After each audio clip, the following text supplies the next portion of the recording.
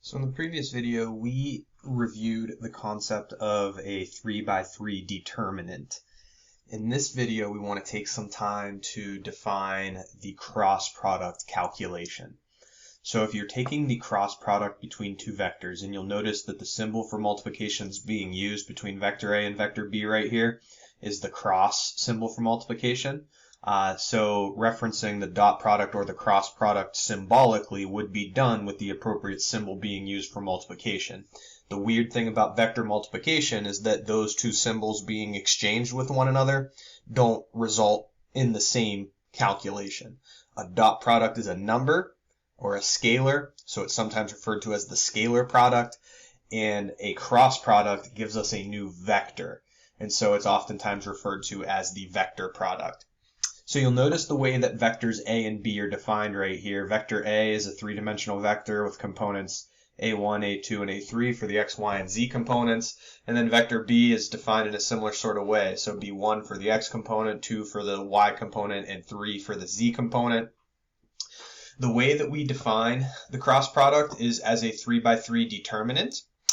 You'll notice the first row of the determinant, and this never, ever, ever changes by definition of a cross product. The first row within that determinant that you build will be the unit vectors, the standard basis vectors, I, J, and K. They have to be in that order. You always need the X component for the first column, the Y component for the next column, and then the Z component for the third column. If you'll notice what they've done in the next two rows, we've got the components of matrix A across the middle row, right? So the X component, the Y component, and the Z component. And then we've got the X, the Y, and the Z component of vector B to finish off that 3x3 determinant setup. What we're going to do to find the cross product vector is we're going to use the 3x3 determinant definition to finish it off. So I, J, and K become, I called them in the determinant video, the coefficients of the 2x2 matrices, or the 2x2 determinants.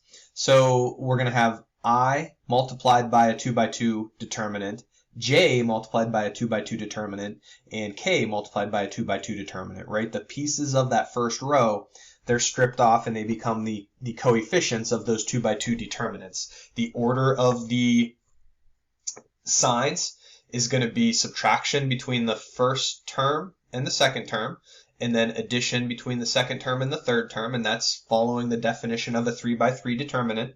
And then if I were to figure out what 2x2 determinant unit vector I is going to be the coefficient of, I would cross out the row that contains unit vector I would cross out the column that contains unit vector I, and I'd be left with this 2x2 determinant to multiply unit vector I.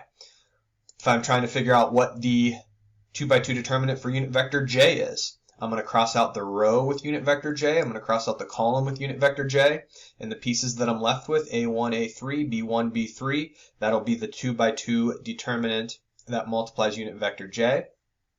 And then we do the same thing for K, right? We cross out the row that contains unit vector K, cross out the column that contains unit vector K. What we're left with is A1, A2, B1, B2, and that is the 2x2 determinant that multiplies unit vector K.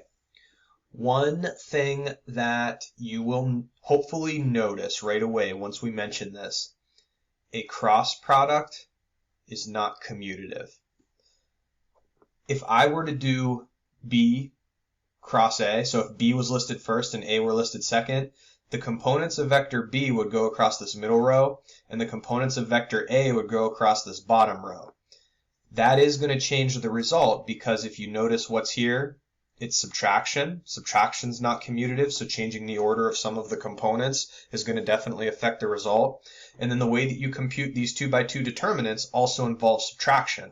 So just exchanging the middle row and the bottom row with each other, or changing the order of the cross product calculation, gives you a different result. It is related to the initial result that we're looking at right here. In our next video, we're going to talk about some of the geometric interpretations of the cross product. But it is not commutative. If we want to compute a cross product, so we've got a little bunch of problems here. Directions simply say compute the cross product A cross B.